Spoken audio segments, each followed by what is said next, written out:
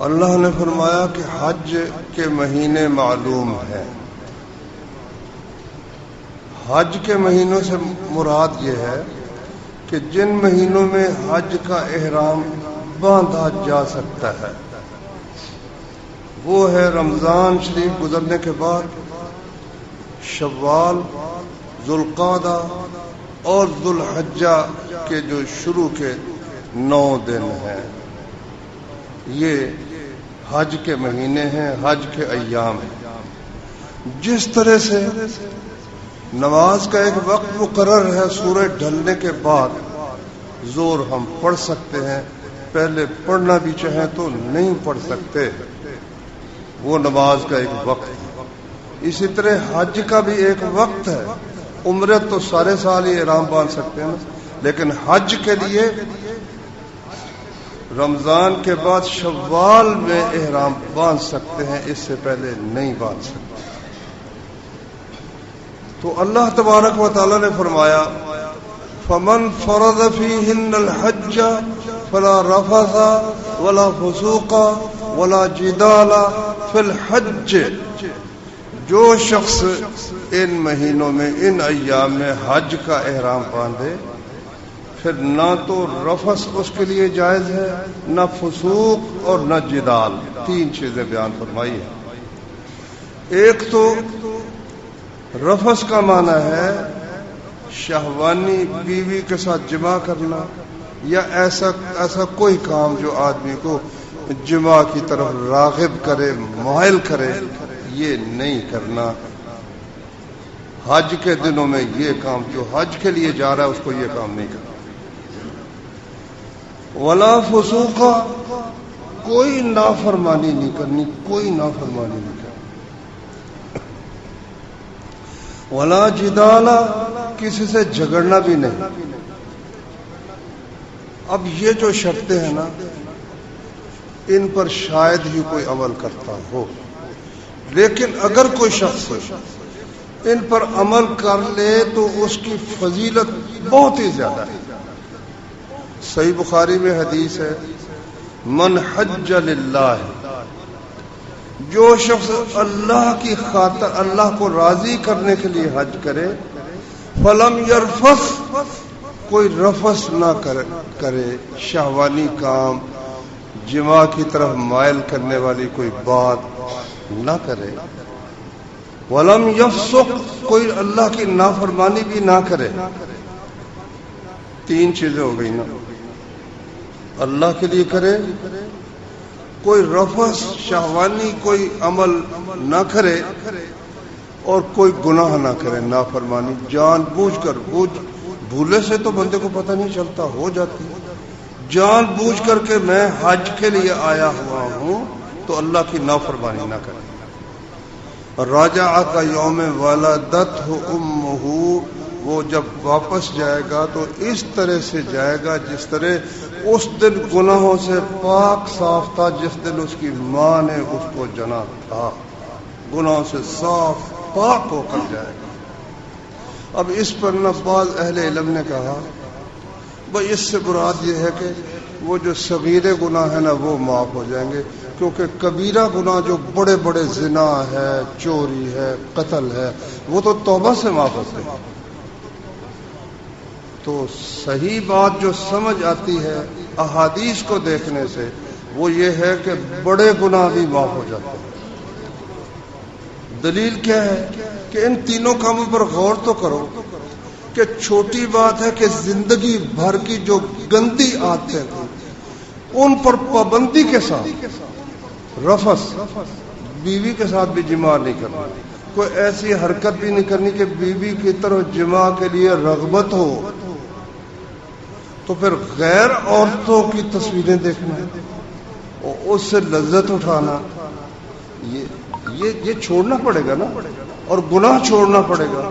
تو جو گناہ چھوڑ دیتا ہے اور اللہ کی خاطر چھوڑتا ہے، اس کا مطلب کیا نکلا کہ وہ توبہ کر رہا ہے. بھائی توبہ اور کس چیز کا نام ہے؟ یہی تو توبہ ہے کہ اس نے اللہ کی خاطر حج کے سفر میں کم از کم اس نے اللہ کی خاطر یہ سب کچھ چھوڑ دیا. اسی کا نام بھائیو توبہ ہے.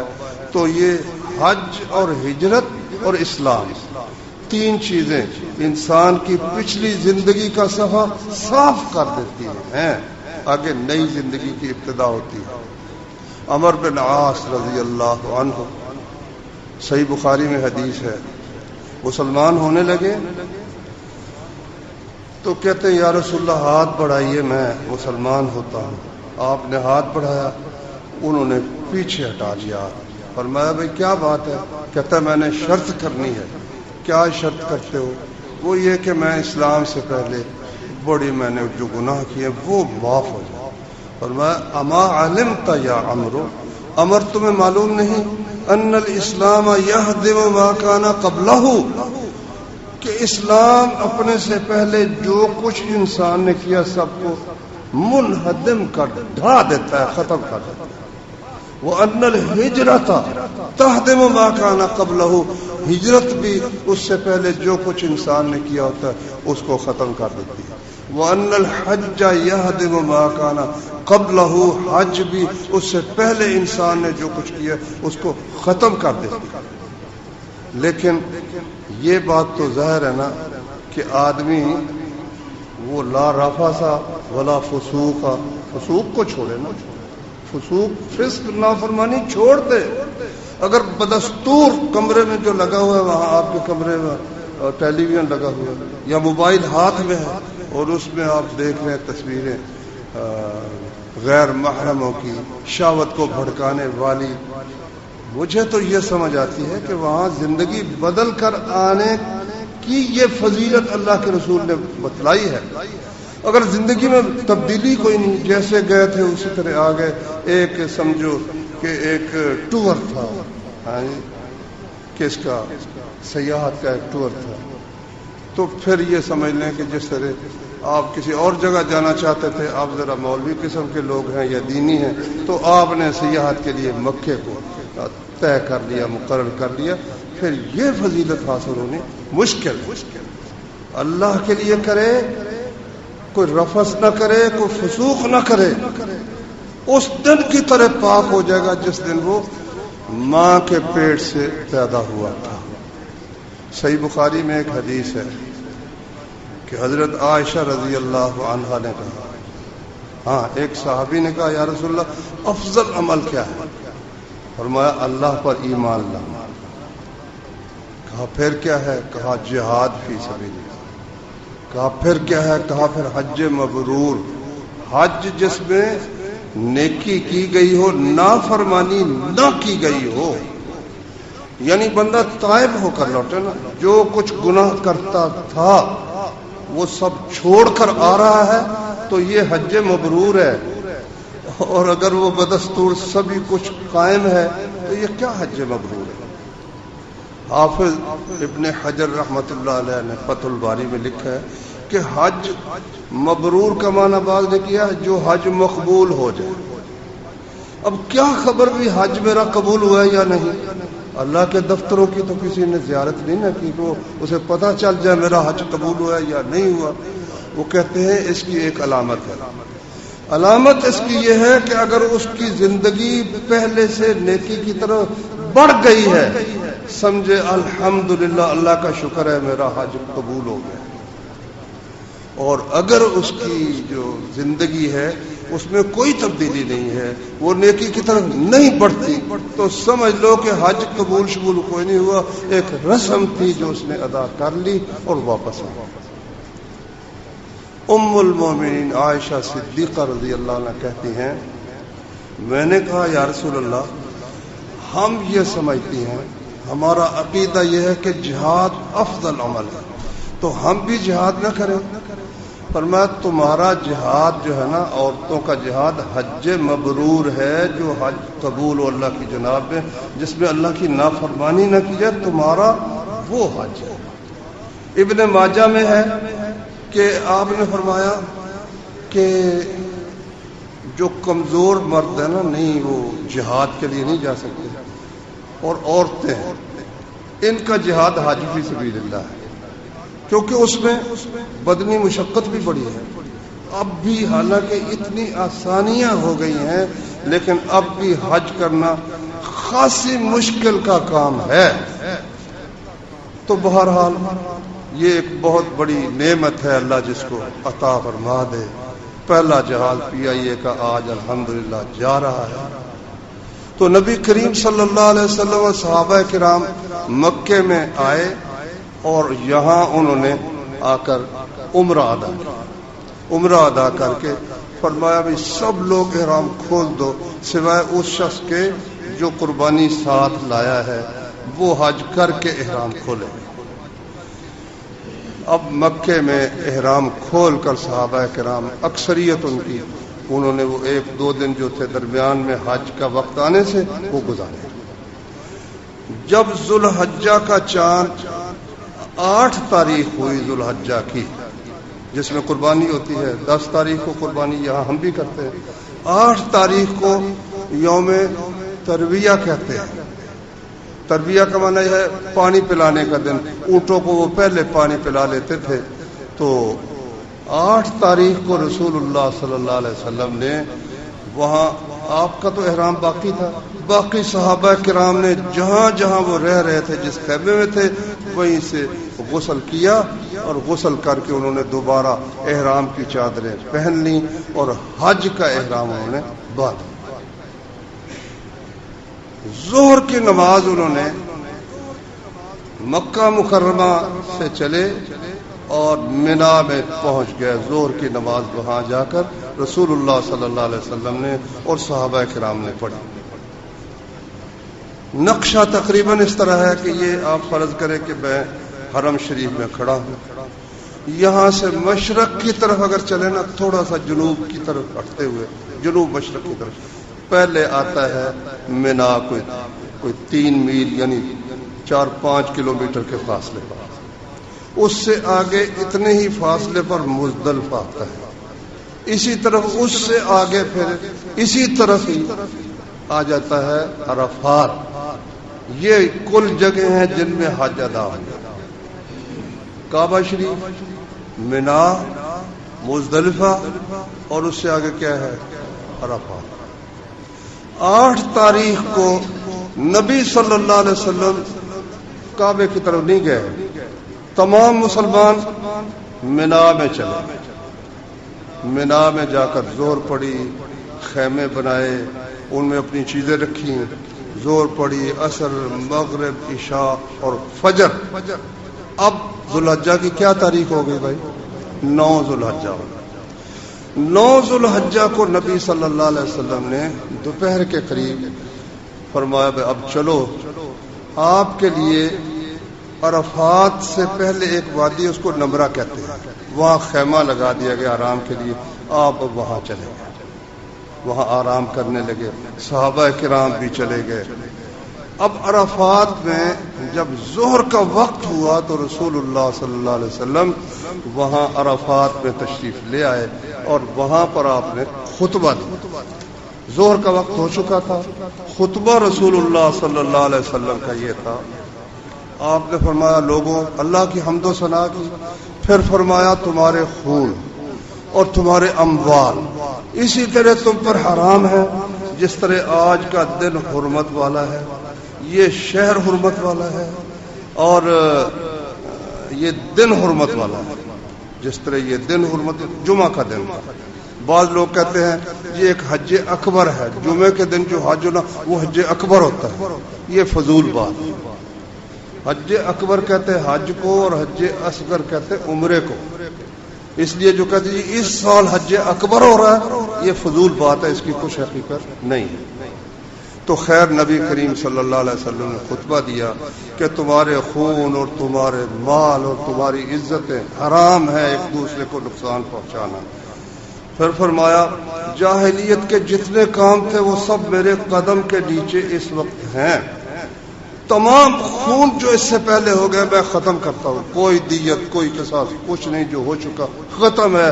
ہمارے خاندان کا جو حارث بن ربیعہ کے بیٹے کا قتل ہے میں اس کو ختم کرتا ہوں. سود، سب جس نے کسی سے سود لینا ہے سب ختم ہے، میں اس کو ختم کرتا ہوں. سب سے پہلے ہمارے خاندان کا جو سود ہے عباس بن عبد المطلب میرے چچا نے جو سود لینا سب ختم ہے، کسی کو کوئی شخص اس کے بعد سود ادا نہیں کرے. اور فرمایا کہ عورتوں کے بارے میں تمہیں نصیحت کرتا ہوں، تم نے اللہ کے نام پر ان کی شرم گاہوں کو حلال کیا ہے، ان کے ساتھ اچھا سلوک کرو. ذرا بات لمبی ہے، میں اختصار کرتا ہوں. اور فرمایا کہ میں تم میں وہ چیز چھوڑ کر جا رہا ہوں کہ اگر مضبوطی سے پکڑو گے کبھی گمراہ نہیں ہوگے، وہ اللہ کی کتاب ہے. بخاری میں یہ لفظ ہے اور موطا میں یہ بھی ہے اور مستدرک حاکم میں کہ رسول اللہ صلی اللہ علیہ وسلم نے یہ فرمایا میں تم میں دو چیزیں چھوڑ دے رہا ہوں، ایک اللہ کی کتاب اور اس کے رسول کی سنت، جب تک مضبوطی سے پکڑے رکھو گے کبھی گمراہ نہیں ہوگا. اور تم سے میرے بارے میں پوچھا جائے گا کہ میں نے اپنا فرض ادا کیا ہے یا نہیں، تم تک اللہ کا پیغام پہنچایا ہے یا نہیں، بتاؤ کیا کہو گے. وہ نبی صلی اللہ علیہ وسلم کے خطبے کے وقت ان دنوں سپیکر تو نہیں تھے نا، تو آدمی کھڑے ہوتے تھے، ایک یہاں کھڑا ہے وہ سن کر آگے پہنچا رہا ہے، وہ آگے پہنچا رہا ہے، تو یہ طریقہ ہوتا تھا. تو نبی صلی اللہ علیہ وسلم نے بتاؤ کیا کہو. سب نے کہا ہم کہیں گے یا رسول اللہ بلغتا، آپ نے اللہ کا پیغام پہنچا دیا، وَأَدَّيْتَ، حق ادا کر دیا، وَنَصَحْتَ، آپ نے پوری پوری خیر خواہی کی. آپ نے آسمان کی طرف انگلی اٹھائی، پھر لوگوں کی طرف اشارہ کیا، کہا اللہم اشہد، یا اللہ تو گواہ ہو جا تیرے بندے کیا کہہ رہے ہیں کہ میں نے اپنا حق جو تھا پیغام کا وہ ادا کر دیا. اس کے بعد پھر اذان ہوئی. اذان کے بعد آپ نے 2 رکعتیں ظہر کی پڑھائیں اور پھر تکبیر دوسری ہوئی اور آپ نے عصر کی نماز پڑھائی. یہ جمعہ نہیں تھا کہ پہلے خطبہ ہوا ہے اور پھر اس کے بعد نماز ہوئی، کیونکہ آپ نے وہ ظہر اور عصر میں اونچی آواز سے قرات نہیں کی. جمعہ ہونے کے باوجود آپ نے عرفات کے میدان میں خطبہ بھی دیا ہے اور ظہر عصر اکٹھی کی ہے، لیکن جمعہ نہیں ادا کیا. ایک ظہر ادا کی ہے اور عصر، کیونکہ مسافر کے لیے ظہر کی رکعتیں ہی 2 ہیں. اب یہاں سے کئی لوگ جاتے ہیں اور وہ اپنے مریدوں کو کہتے ہیں کہ مسجد میں نہ جانا، وہاں بڑا رش ہوتا ہے. پہلے ہی ان کو روک دیا نا کہ وہاں کٹھی یہ ظہر اثر نہ کر لو. اپنے خیموں میں نماز پڑھو، ظہر اپنے وقت پر پڑھو، پوری پڑھو، عصر اپنے وقت پر پڑھو، پوری پڑھو. اگر کوئی تم سے بحث کرے تو اس کو کہو یہ بحث کا وقت نہیں ہے بھائی، ذکر اذکار کرو. مطلب کوئی حدیث سنا کر کو حق بات نہ سمجھا دے. ایسے ظالم لوگ ہیں، ایسے ظالم لوگ ہیں کہ رسول اللہ صلی اللہ علیہ وسلم کی صریح مخالفت کر رہے ہیں. نہیں، اگر آپ اپنے خیمے بھی ہیں وہاں بھی آپ ظہر کی جب اذان ہو، اذان کہیں آپ خود کہہ لیں، پھر 2 رکعتیں ظہر کی پڑھیں اور دوسری تکبیر کہہ کر عصر کی 2 رکعتیں پڑھیں. اس کے بعد اب میدان ہے بڑا، وہ عرفات کا میدان کو حساب ہی نہیں. رسول اللہ صلی اللہ علیہ وسلم نے فرمایا عرفات پورے پورا جہاں کہیں بھی کھڑے ہو جاؤ نا، سب وہ آپ کے وقوف کی جگہ، ٹھہرنے کی جگہ، جہاں مرضی کھڑے ہو جاؤ. اب مغرب تک آپ نماز سے فارغ ہیں، نماز ظہر کی بھی پڑھ لی، عصر کی. وقوف کا معنی کھڑا ہونا نہیں ضروری کہ کھڑے ہی ہونا ہے، بیٹھ بھی سکتے آپ، لیکن آپ نے کھڑے ہو کر دعا کی ہے، کھڑے ہو کر کر لیں. نہیں کھڑا ہوا جاتا بیٹھ لیں، بیٹھ کر تھک گئے تو لیٹ جائیں. تو یہ وقت ہے، اس میں آپ اللہ تعالیٰ سے جو مانگنا چاہیں وہ مانگیں. نبی کریم صلی اللہ علیہ وسلم نے فرمایا عرفات کے اس پچھلے پہر میں نے اور مجھ سے پہلے نبیوں نے سب سے بہترین کلمہ جو کہا ہے نا، وہ ہے لا الہ الا اللہ وحدہ لا شریک لہ لہ الملک ولہ الحمد وہو علی کل شیء قدیر.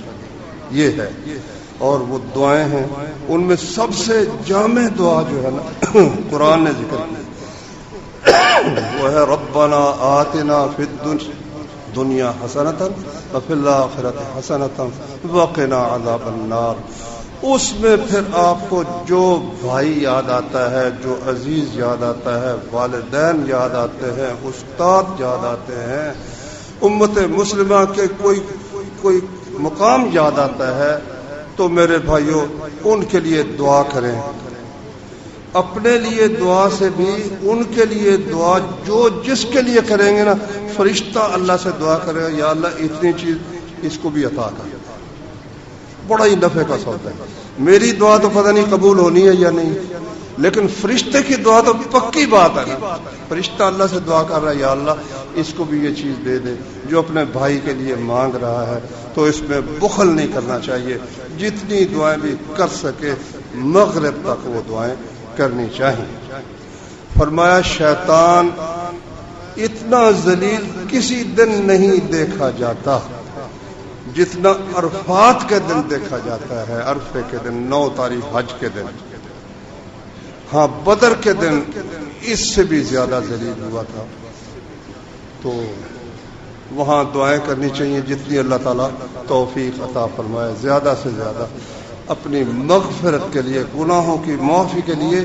حدیث میں آتا ہے اللہ فرشتوں سے کہتا ہے دیکھو یہ میرے بندے غبار آلود اور سفر کر کے آئے، کس لیے آئے؟ تو تم گواہ ہو جاؤ میں نے انہیں بخش دیا. اللہ تبارک و تعالیٰ بہت مغفرت اس دن خاص طور پر فرماتا ہے. حج کا وہ موقع رسول اللہ صلی اللہ علیہ وسلم نے فرمایا الحج عرفہ، تو حج کا اصل جو چیز ہے نا وہ عرفات ہی ہے. اور آپ نے فرمایا کہ جو شخص فجر کی نماز، آگے 10ویں رات آ رہی ہے نا، فجر کی نماز مزدلفے میں آ کر پڑھے، اس سے پہلے دن یا رات کے کسی وقت میں عرفات سے ہو کر آ جائے نا، حج اس کا ہو گیا. یعنی اس کا مطلب کیا نکلا کہ ایک شخص 8 تاریخ کو منا میں نہیں گیا، سواریوں کی کوئی رکاوٹ ہو گئی، نہیں جا سکا، حج میں کوئی فرق نہیں ہے. 9 کو وہ ظہر کو نہیں پہنچ سکا، حج میں کوئی فرق نہیں ہے. وہ پہنچا تو سورج غروب ہونے کے قریب پہنچا، یا سورج غروب ہونے کے بعد پہنچا، یا رات کو پہنچا، اور وہاں چکر لگا کر پھیرا لگا کر آ گیا. پھیرا لگا فجر کی نماز مزدلفے میں اس نے پڑھ لی، حج اس کا ہو گیا. دیکھو اللہ تعالیٰ کا کتنا کرم ہے. اتنی محنت دور دراز سے گیا، رکاوٹیں پیش آ گئی، نہیں وہ اتنی دیر ٹھہر سکا. فرمایا تمہاری وہاں حاضری ہی قبول ہے، حاضری لگوا دو بس تم پاس ہو گئے. یہ اللہ کا فضل و کرم. اچھا خود رسول اللہ صلی اللہ علیہ وسلم کا عمل میں بیان کر رہا ہوں. تو وہ نبی کریم صلی اللہ علیہ وسلم مغرب تک وہاں ٹھہرے، سورج غروب ہونے تک. اب جو ہوتے ہیں نا ایجنٹ، ان کی کوشش بڑی ہوتی ہے جلدی جلدی نکلے.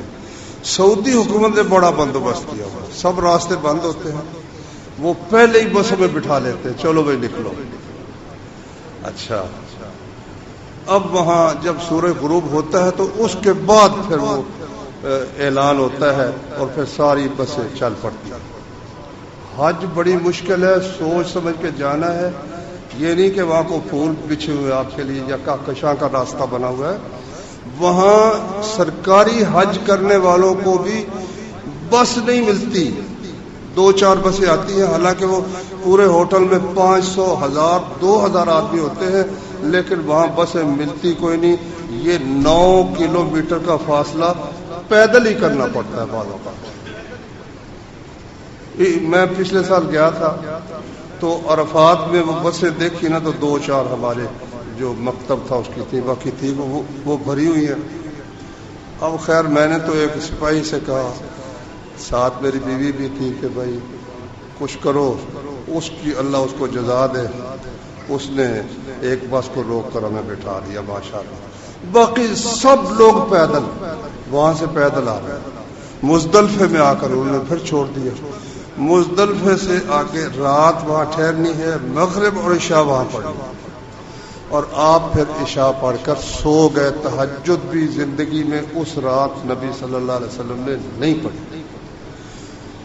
اور آپ نے ام سلمہ کو اور جو کمزور بچے عورتیں تھیں انہیں کہا تم رات ہی چلے جاؤ، آدھی رات کے بعد جب چاند طلوع ہو نا 10ویں رات کا تو چلے جاؤ۔ تو اس لیے اگر کوئی پہلے ہی چل پڑے، کمزور لوگ جو ہے پیدل ہی چل پڑے تو کوئی حرج نہیں، جا سکتا ہے۔ اب سب لوگوں کا رخ عرفات سے کس طرف ہے بھائی؟ مزدلفہ۔ مزدلفے میں رات ٹھہرے، فجر کی نماز پڑھ کر اب کہاں جانا ہے؟ واپس مینا میں جو خیمے تھے سامان یہیں چھوڑ کر گئے تھے، سب سامان وہیں پر آ جانا ہے۔ تو یہاں اب کون سا دن ہو گیا؟ 10 ذو الحجہ ہو گیا۔ 10 ذو الحجہ کو مینا میں واپس آ کر 4 کام وہاں اس دن کے ہیں۔ پہلا کام یہ ہے کہ 3 جمرے ہیں، پہاڑیاں تھیں، اب ان کے نشان ہیں۔ تو جمرہ کبریٰ جو بڑی پہاڑی ہے نا، اس کو 7 کنکر رسول اللہ صلی اللہ علیہ وسلم نے مارے۔ اللہ اکبر، صرف چنے سے کچھ تھوڑا سا بڑا کنکر ہو، ایسی نہیں کہ وہ پتھر مارو لوگ جو آگے ہیں آپ کے وہ زخمی ہو جائے، چھوٹے چھوٹے کنکر 7 مارے رسول اللہ صلی اللہ علیہ وسلم نے۔ یہ 7 کنکر مارنے کے بعد اب اصل ترتیب یہ ہے کہ پہلے کنکر مارے، پھر قربانی کرے، پھر سر مڈا کر غسل کر کے کپڑے بدلے، پھر بیت اللہ میں جا کر نہ مکہ مکرمہ میں بیت اللہ کا طواف کرے اور صفا مروہ کی سعی کرے۔ یہ ہے اصل ترتیب۔ لیکن جمرے کو کنکر مارنے کے بعد اگر کوئی شخص سمجھتا ہے کہ بھئی قربانی میں نہیں کر سکتا، مشکل ہے، یا آج کل وہ سرکاری سلسلہ ہے، تو سر مڈا سکتا ہے۔ ترتیب اگر نہ بھی رہے تو کوئی حرج نہیں۔ جس نے آ کر رسول اللہ صلی اللہ علیہ وسلم سے پوچھا کہ جی میں نے یہ کام پہلے کر دیا ہے، میں تو قربانی پہلے کر بیٹھا ہوں، فرمایا کوئی حرج نہیں، اب کنکر مار دو۔ ایک نے کہا جی میں تو بیت اللہ کا طواف پہلے کر چکا ہوں، میں نے تو کنکر مارے نہیں، اب کنکر مار دو۔ تو بعض حضرات اس میں دم ڈالتے ہیں، آگا پیچھے ہو جائے، کہتے ہیں دم پڑ گیا قربانی کرو۔ جب اس سے کہا جائے کہ رسول اللہ صلی اللہ علیہ وسلم نے جب اجازت دی، کہتے اس زمانے کی بات ہے، اب جائز نہیں۔ تو دین بدل گیا، ابھی اس زمانے میں جائز تھا اور اب نہیں، یہ کیا بات ہے؟ بہت ہی چھوٹی چھوٹی بات پر قربانیاں ڈال دیتے ہیں، دم ڈال، اس پر بھی دم پڑ گیا، اس پر بھی دم پڑ گیا، حالانکہ اس کی کوئی حیثیت اور حقیقت نہیں ہوتی۔ کنکریاں مارنے کے بعد آپ احرام کھول سکتے ہیں۔ قربانی خواہ آپ نے نہ کی ہو، آپ سر منڈا کر یا کترا کر غسل کر کے کپڑے بدل لیں، یہ چھوٹا حلال ہونا ہے۔ اس کے بعد آپ خوشبو بھی لگا سکتے ہیں اور آپ کی پابندیاں احرام کی ختم ہو گئیں، لیکن بیوی کے پاس جانا یہ جائز نہیں ہے۔ تو بیوی کے پاس جانا اس وقت جائز ہوگا جب آپ بیت اللہ کا طواف کر سکیں گے۔ ایک بندہ ہے، وہ تھک گیا، چلا، اس کو عرفات سے چل کر آنا پڑا، اب وہ بیت اللہ کے طواف کے لیے جانا تو مشکل ہے، وہ رات اگر کر سکتا ہے رات کر لے، آج نہیں کر سکا کل کر لے، کل نہیں کر سکا پرسوں کر لے۔ جب بیت اللہ کا طواف کرے گا پھر اس کا حج مکمل ہوگا، اس وقت تک اس کا حج مکمل نہیں۔ نبی کریم صلی اللہ علیہ وسلم نے جمرے کو کنکر مارے، پھر 100 اونٹ آپ لائے تھے، کچھ مدینے سے اور کچھ حضرت علی یمن سے لے کر آئے تھے، یہ کل 100 اونٹ تھے۔ 63 اونٹ نبی صلی اللہ علیہ وسلم نے اپنے ہاتھ سے نہر کیا۔ نہر کیا ہوتا ہے؟ اونٹ کو قبلے کی طرف رخ کر کے کھڑا کر دو، بایاں گھٹنا اس کا باندھ دو، اور ایک چھرا لے کر، یہ جو جہاں سے گردن شروع ہوتی ہے یہاں ایک گڑھا ہوتا ہے، لبا بہت نازک ہوتا ہے، آرام سے چھری چلی جاتی ہے، آرام سے۔ 1 سال میری ڈیوٹی لگی قربانیوں کے متعلق کھالوں کا خیال رکھنا ہے۔ میں بیٹھا تھا دفتر میں، ایک صاحب آج چاند کا قلعہ جو ہے وہاں سے آیا، کہتا جی ہم نے اونٹ کرنا ہے، تو مولوی صاحب کہتے 500 روپے لوں گا میں نے کہا چلو میں کرتا ہوں۔ میں نے اس کا گھٹنا باندھ دیا اور میں نے تو منہ بھی باندھ دیا کہ چاکی نہ بڑھ لے، تو پھر وہ چھری یہاں رکھی، یعنی پہلے آپ یہ دیکھیں اس طرح مارو گے تو وہ کسی ہڈی پر جا لگے گی، یا جو نرم جگہ وہاں رکھو اور اس کو اندر دھکیل کر تھوڑا سا دائیں بائیں کر دو، ہٹ جاؤ۔